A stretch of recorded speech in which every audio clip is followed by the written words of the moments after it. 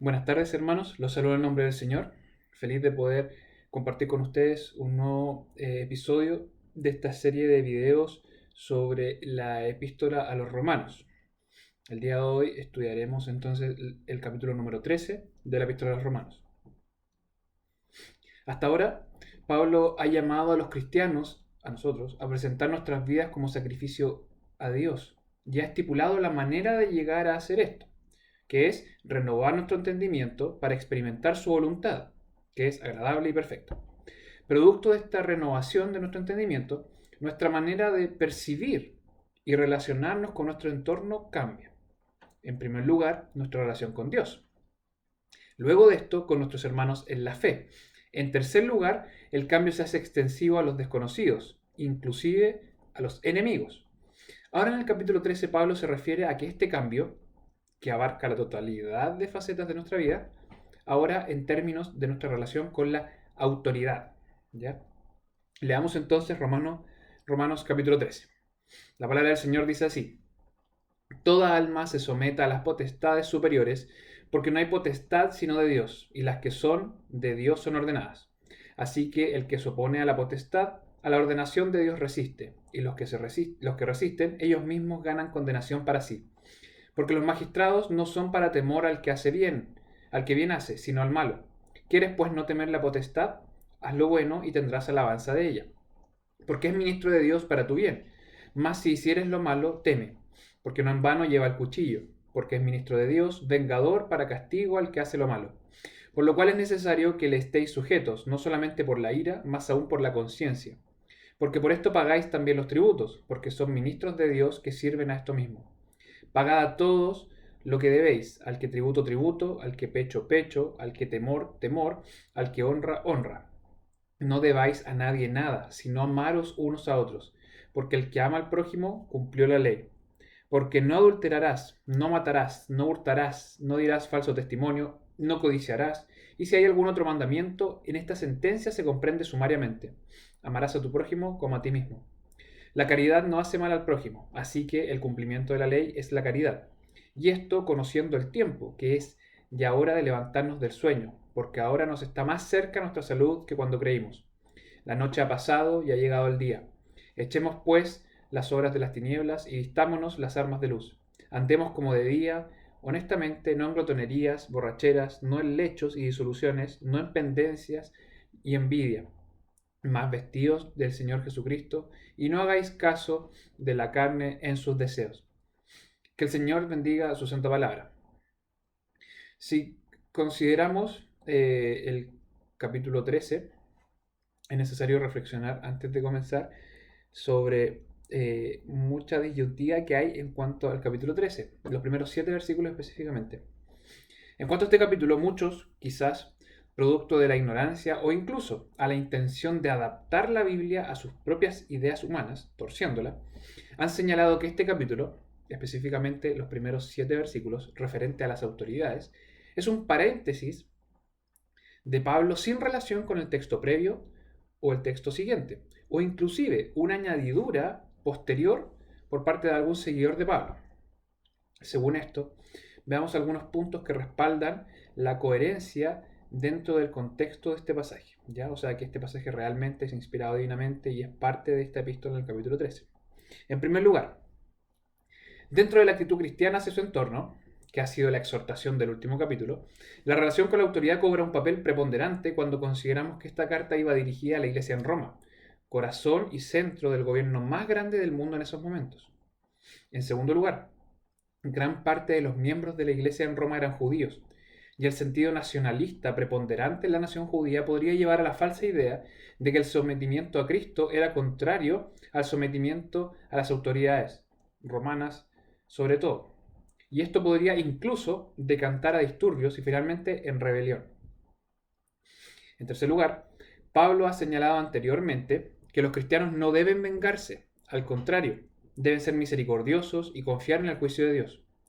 ¿Podría significar esto que quienes cometen crímenes reiteradamente y son perdonados por los ofendidos continúen impunes? ¿Podría significar que este perdón constante, este deseo de no vengarse, haga que los criminales, la gente que comete crímenes, continúen esto? ¿No existe acaso un medio dado por Dios para prevenir este tipo de distorsiones, este tipo de abusos?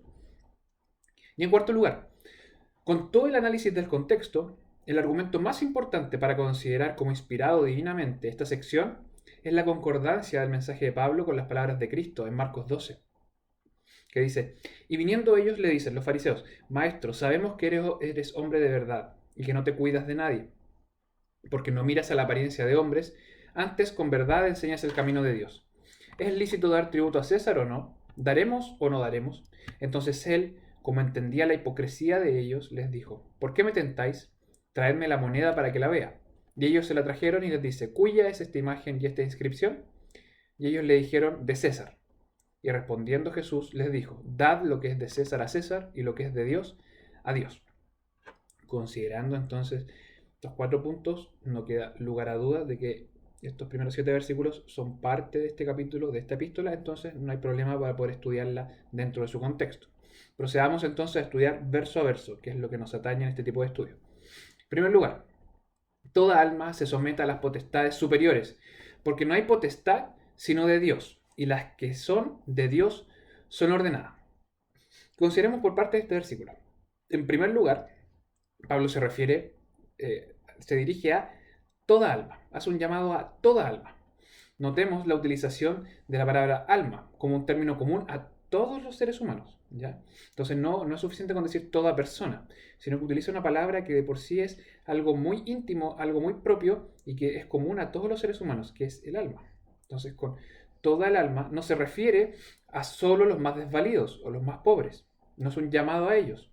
No se refiere solo a los cristianos, no se refiere solo a los ciudadanos romanos, que uno podría considerar que este llamado, estos primeros 7 versículos son un llamado solamente a los más pobres, o a solo a los cristianos, o solo a los romanos. Con la expresión toda alma, damos por entendido que se refiere a todo ser humano, ya sin diferenciación, todo ser humano. ¿Cuál es el llamado a toda alma, a todo ser humano? Que se someta. Ya es un llamado al sometimiento. Literalmente esté subordinada, toda alma esté subordinada. Entendiendo este verbo de someterse como estar subordinado, hay que comprenderlo que se utiliza para connotar no solo obediencia, ¿ya? No es que toda alma debe obedecer. Con esta expresión que debe estar subordinada, da a entender que más que obediencia, lo que se requiere aquí es una obediencia, pero con un entendimiento de la posición jerárquica, ¿ya?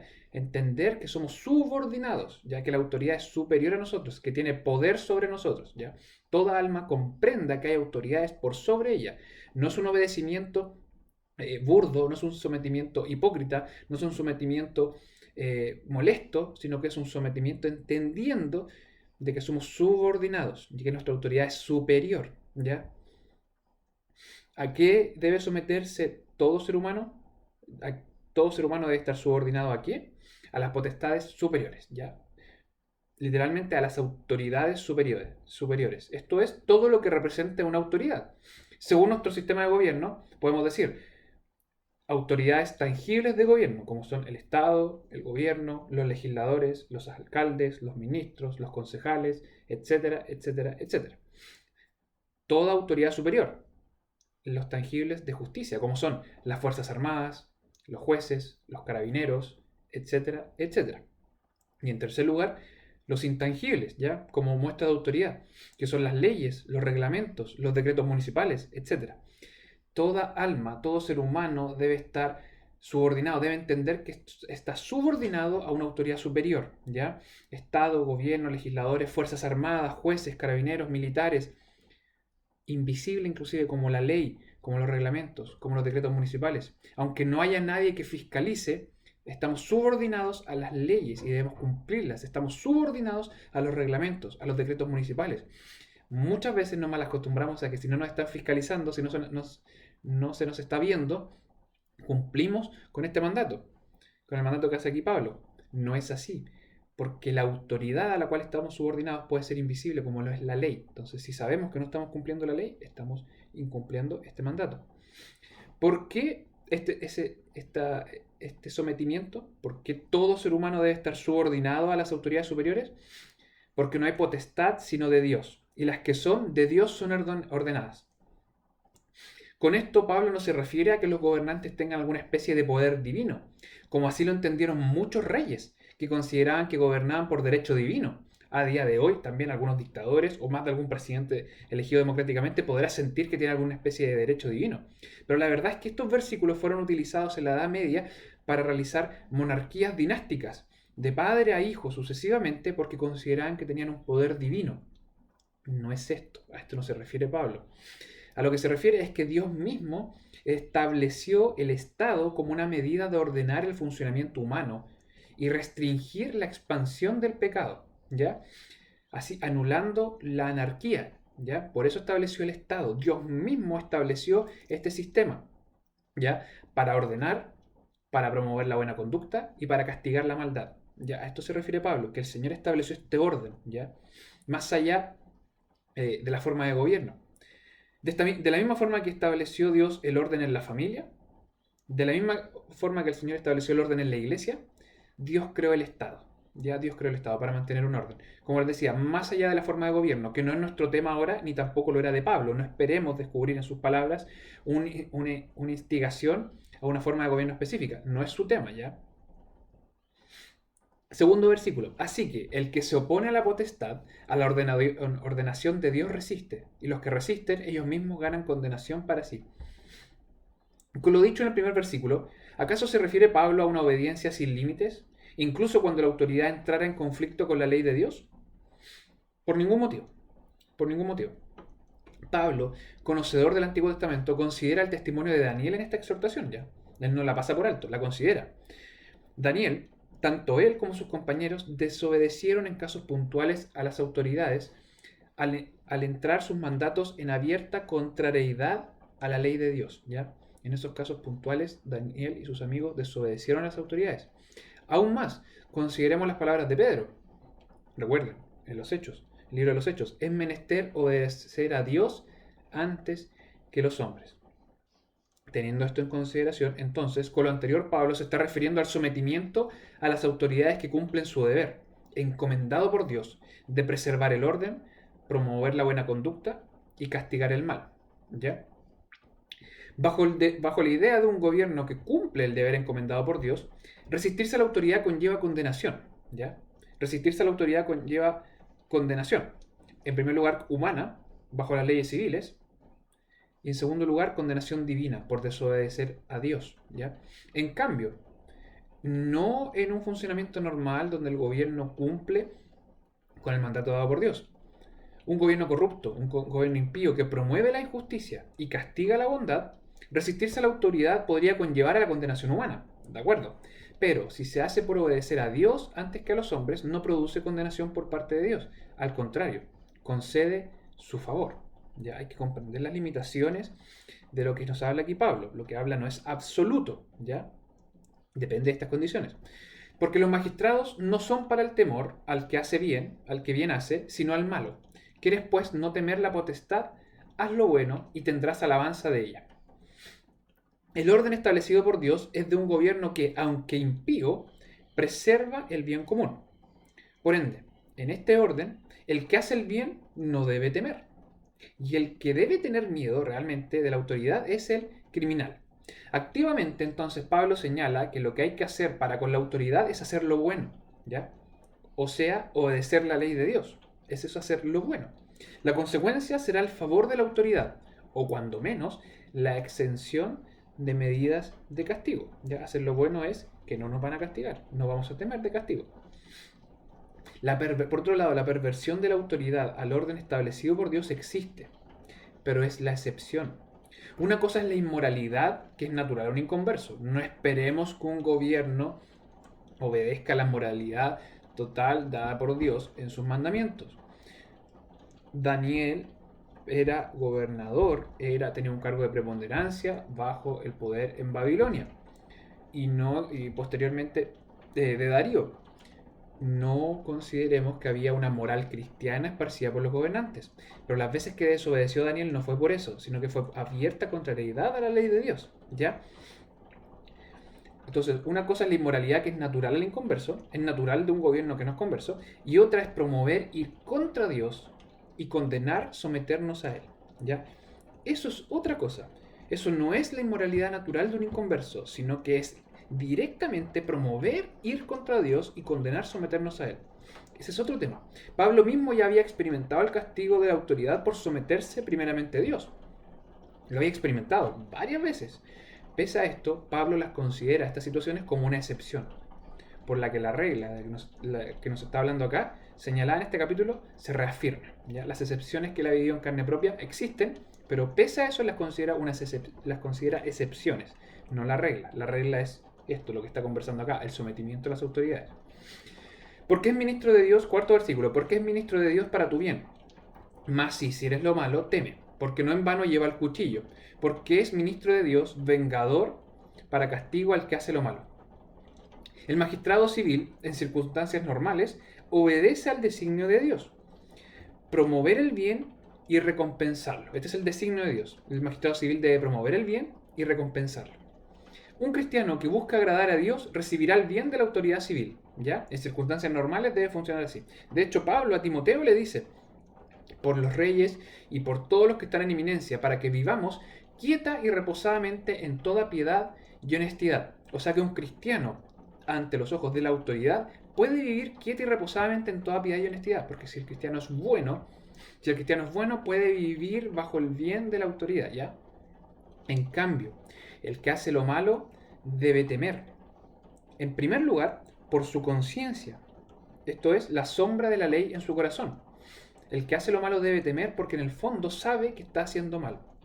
Pero en segundo lugar, porque la autoridad ha sido dotada de la fuerza, ¿ya? Por parte de Dios para promover el orden.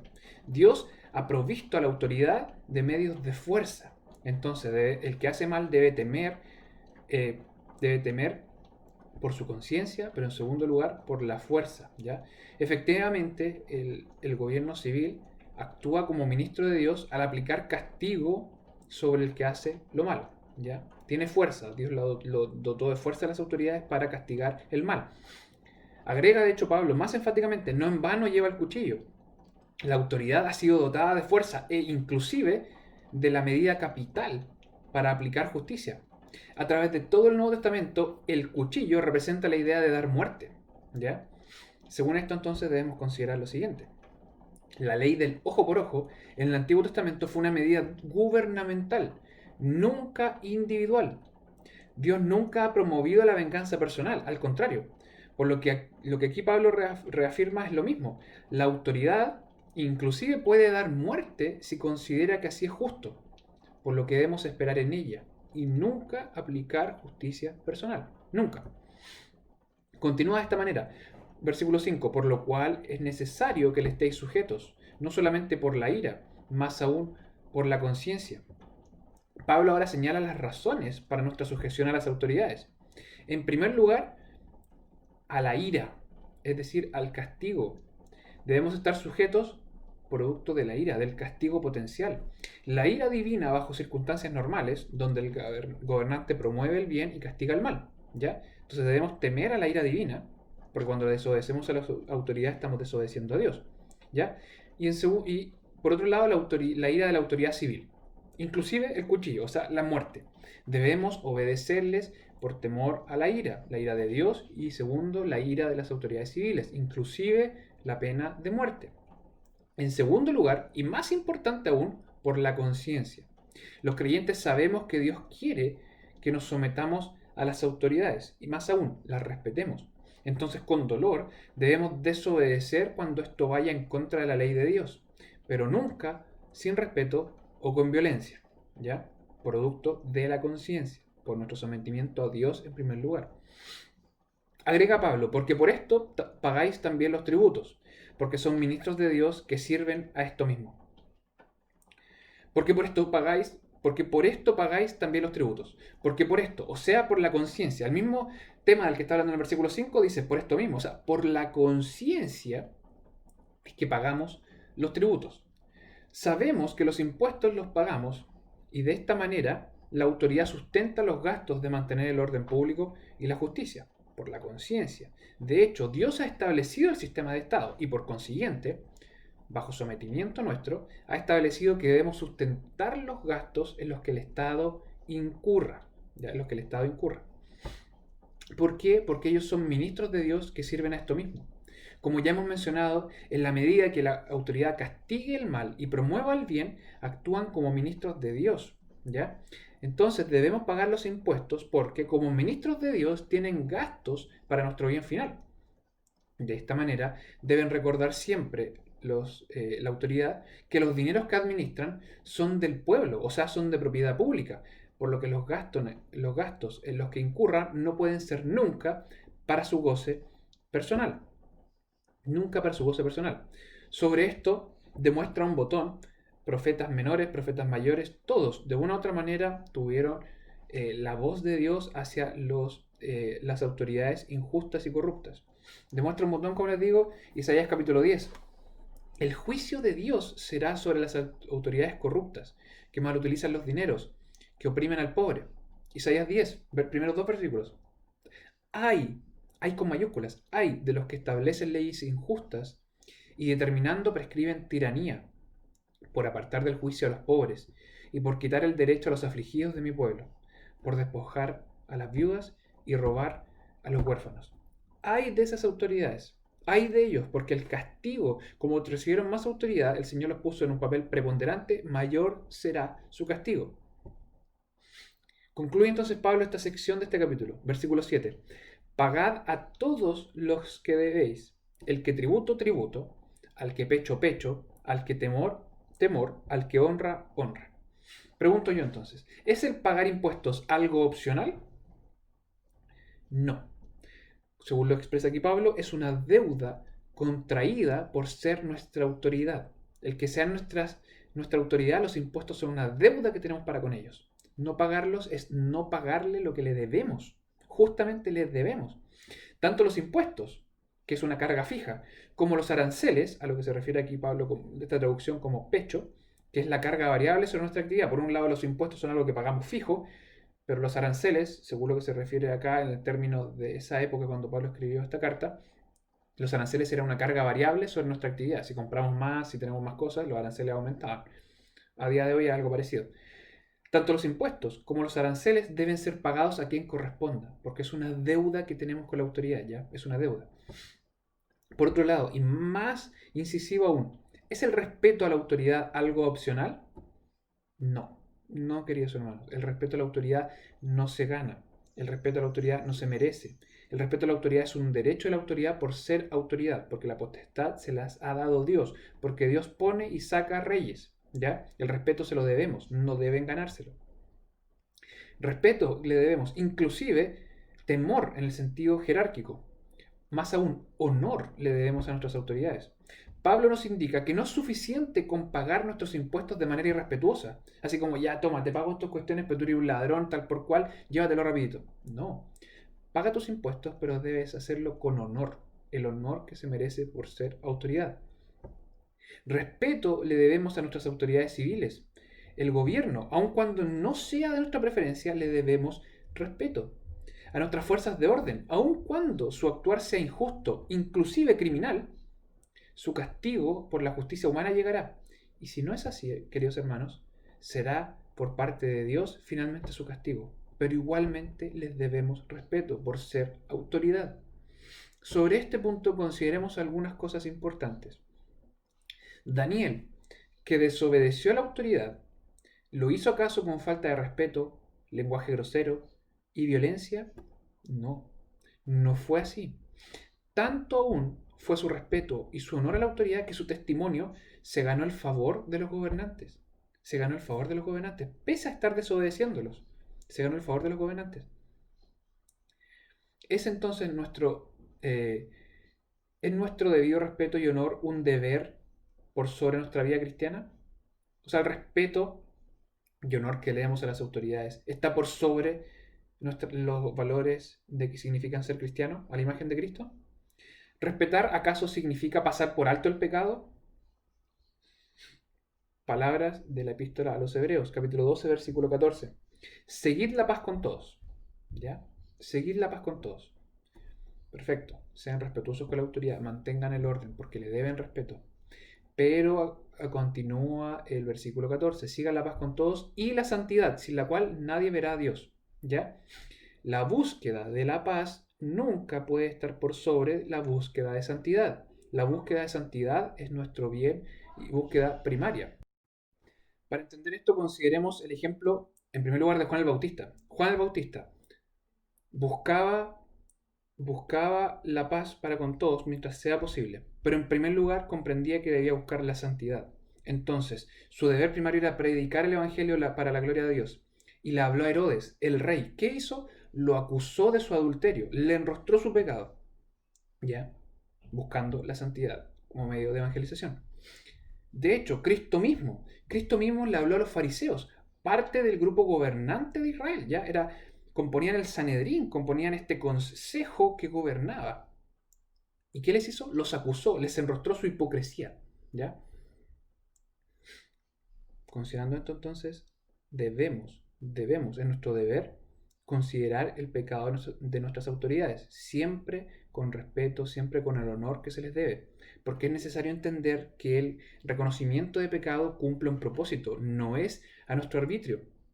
El deber cristiano, recordemos que el deber cristiano es, siendo imagen de Cristo, dar gloria a Dios predicando su evangelio. Debemos denunciar el pecado de todo ser humano, inclusive nuestra autoridad. ¿Pero por qué?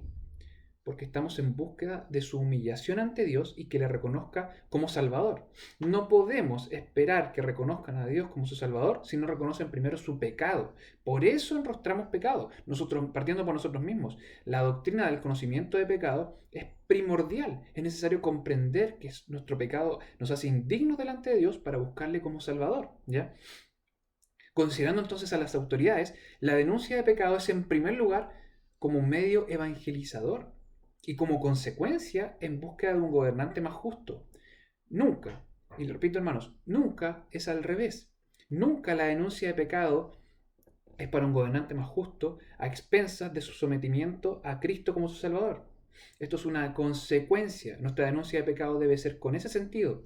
Cuando lo hacemos con algo humano, lo hacemos simplemente por maquillar su justicia, eso es simplemente maquillaje, es superficial, no es un cambio duradero. La única forma de un gobernante plenamente justo es que se someta, al igual que cualquier persona, a Cristo como su Salvador. La denuncia entonces de pecado siempre debe ser realizada con respeto y bajo las herramientas institucionales a nuestra disposición. Habiendo considerado la actitud del cristiano hacia Dios, sus hermanos en la fe, sus enemigos y por último lugar la autoridad, Pablo ahora generaliza los términos de la actitud del cristiano ahora hacia todos, diciendo así: no debáis a nadie nada, sino amaros unos a otros, porque el que ama al prójimo cumplió la ley. Conectando con el tema del impuesto a la autoridad, que es una deuda contraída por su calidad de gobernante, como ya lo hemos visto, Pablo ahora expande este criterio a todos, ¿ya? Diciendo no le deban nada a nadie. Se refiere con esto a quienes se acostumbran a vivir a costa de los demás. Y más aún, se acostumbran a no pagar sus deudas. Pablo explica que este sentimiento es el desprecio por el prójimo, ¿ya?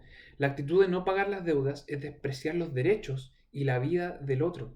Es poner mis necesidades por sobre las justas necesidades de mi prójimo. Nada más ajeno a la vida cristiana genuina. Y efectivamente, el amar a nuestro prójimo como a nosotros mismos es el cumplimiento, o sea, es el espíritu final de la ley, cosa que Pablo pasa a explicar ahora. Porque no adulterarás, no matarás, no hurtarás, no dirás falso testimonio, no codiciarás, y si hay algún otro mandamiento, en esta sentencia se comprende sumariamente: amarás a tu prójimo como a ti mismo.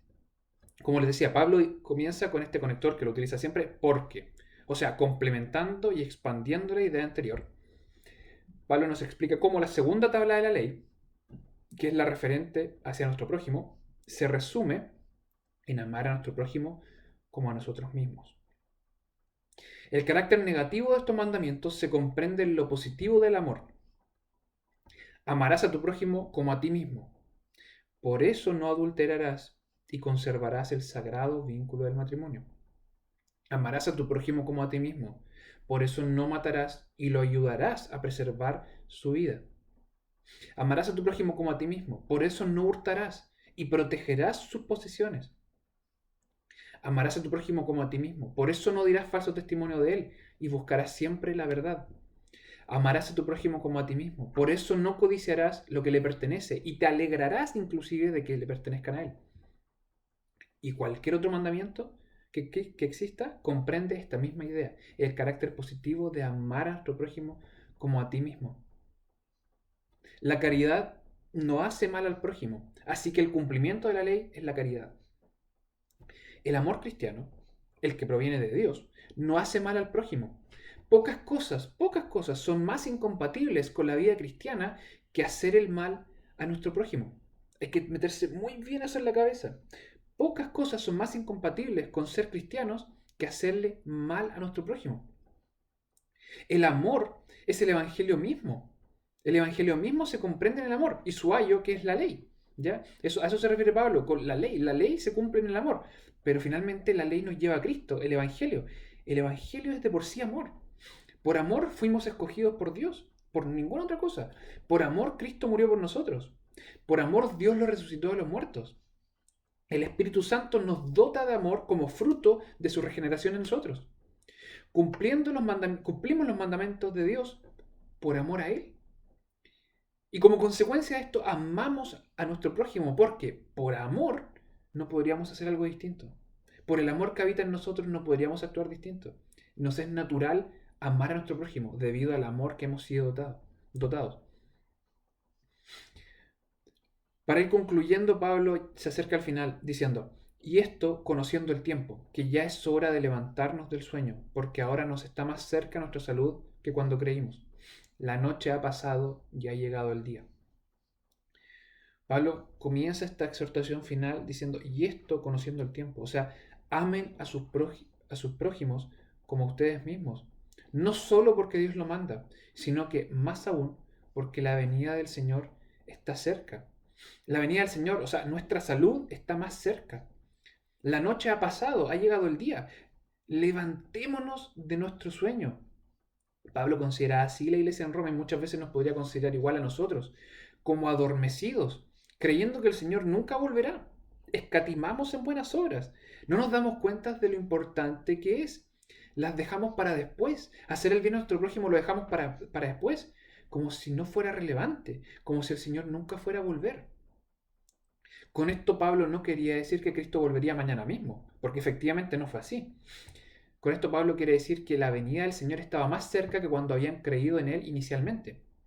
Y ahora está más cerca aún. Agrega Pablo a esto, echemos pues las obras de las tinieblas y vistámonos las armas de luz. Andemos como de día, honestamente, no en glotonerías y borracheras, no en lechos y disoluciones, no en pendencias ni envidia. Entendiendo que la venida del Señor está cerca, Pablo exhorta finalmente, vistámonos de las armas de luz. Andemos de día, o sea, agradables a la luz de día, no como el que se esconde en la noche, sino que dejemos que la luz del Señor nos ilumine. No nos escondamos cual Adán y Eva. Seamos agradables ante Dios, no tengamos miedo de ponernos delante de Dios, porque buscamos su voluntad. Y a eso se refiere Pablo, andemos de día, honestamente, o sea, siendo consecuentes con lo que decimos creer. Busquemos activamente agradar a Dios. Busquemos su voluntad. Cumplamos su voluntad con vidas santas. Amémosle con todo nuestro ser. Amemos a nuestro prójimo abnegadamente. Y en contraposición, debemos echar las obras de las tinieblas, alejándonos de todo lo que no agrada a Dios, alejándonos, no evitándolo, alejándonos. Como por ejemplo, glotonerías y borracheras, evitarlas, alejarnos, más aún que evitarlos, alejarnos definitivamente. Glotonerías y borracheras, de los excesos sexuales, el desenfreno, alejarnos de eso, alejarnos de las peleas, de las envidias, del pelambre, de los celos. Sumariamente Pablo utiliza estos ejemplos, pero puede ser mucho más. Finalmente es alejémonos de todo lo que no agrada a Dios. ¿Cómo podemos saber lo que no agrada a Dios? Leyendo su voluntad revelada, que es la Biblia. Finalmente Pablo concluye este corto versículo, pero mucho más denso que otros, podría ser, pero corto en extensión. Versículo 14. Más aún, por así decirlo, vestidos del Señor Jesucristo, y no hagáis caso de la carne en sus deseos. Pablo de esta manera resume lo expuesto en los últimos 2 capítulos. Luego de haber sido justificados por Cristo, No debemos descansar como si no quedara nada por hacer. La santificación, en efecto, es un proceso, no es de una sola vez, es un proceso que depende de nuestra colaboración, bajo la obra del Espíritu Santo. Por eso hace el llamado a despertar, por eso hace el llamado a verbos activos. Debemos hacer algo. Debemos crecer en la imagen de Cristo, debemos crecer en la santificación. Esto depende, por un lado, de no dejar que el pecado se enseñoree de nosotros. No así, por eso Pablo dice, no hagamos caso a nuestros deseos carnales, ¿ya? Y por otro lado, debemos avanzar en nuestro propósito terreno, que es ser a imagen de Cristo, con lo que Pablo se refiere, vestidos del Señor Jesucristo. Una tarea que, aunque inalcanzable en la tierra, debe ser nuestro anhelo cada día. Con esto Pablo se acerca al final de la epístola, últimos capítulos ya, exhortaciones sumarias, exhortaciones que, producto del análisis doctrinal de toda la primera parte de la epístola, sumariamente nos lleva a la práctica real, ¿ya? En este caso a nuestro sometimiento a las autoridades y nuestra actitud para con todos en nuestro proceso de santificación cada día. Os invito entonces esta semana a poner en oración nuestro estudio de la palabra del Señor. La próxima semana entonces, si Dios así lo quiere, podremos estudiar el capítulo número 14 de la epístola a los romanos. Que el Señor les bendiga.